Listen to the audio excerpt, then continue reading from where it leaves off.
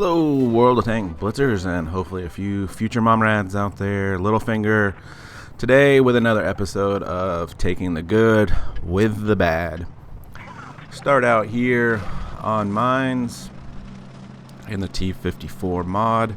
It's a little bit slow, so you can see these other mediums are getting up the hill a lot faster than me. But DDR here in his Leopard doesn't fare so well. Sometimes making that decision to go all the way up is probably not worth it. But you can see here that their Panther 2 has pushed all the way to the lighthouse. I step in front of his shot there. I was probably intended for the M103, but you can see he's dropped off the mini map, so he's not spotted anymore. So I don't want him over there being able to put shots into our guys, especially the I think it's an SU or ISU that's obviously sitting in the typical TD spot on this map.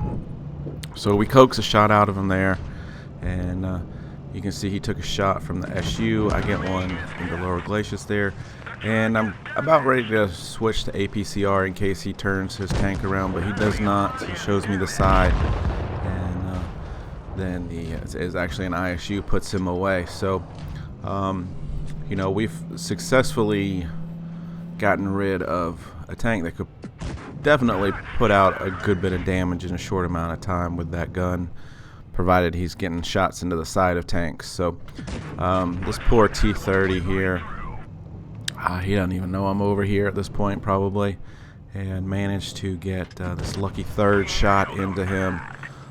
So now he's just an HE roll from anybody really at that point in time. So again, the T28 prototype hasn't moved up, so he's in my line of sights. He actually turns, and I'm showing all red there. So switch over to APCR, and at 300 a pop, we've just been putting a lot of damage into these guys. And obviously that is because our mediums took the hill and took control of the map.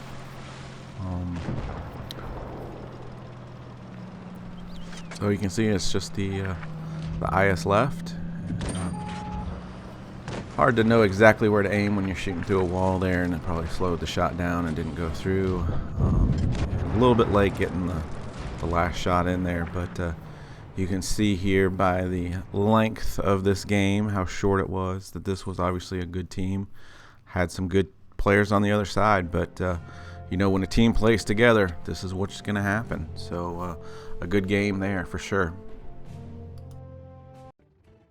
Okay, so now for the second game on Yamato Harbor. You can see I am tier 9 in this 8-9 game. They've got some good players on their side. So I know this is going to be a tough game. Our team is obviously suited better for the hills and the wide open spaces using our speed and gun depression. So I'm going to come around to the left here, and looking at the mini map, we've got a couple guys that aren't moving. One is now going through center, and the rest are coming around, and they're on the ship.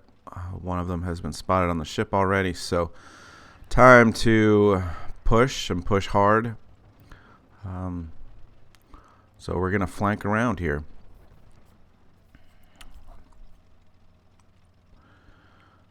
Obviously there's been 3, now 4 spotted, so I'm going to go ahead and put a shot into the defender there, and he is hiding behind that rock.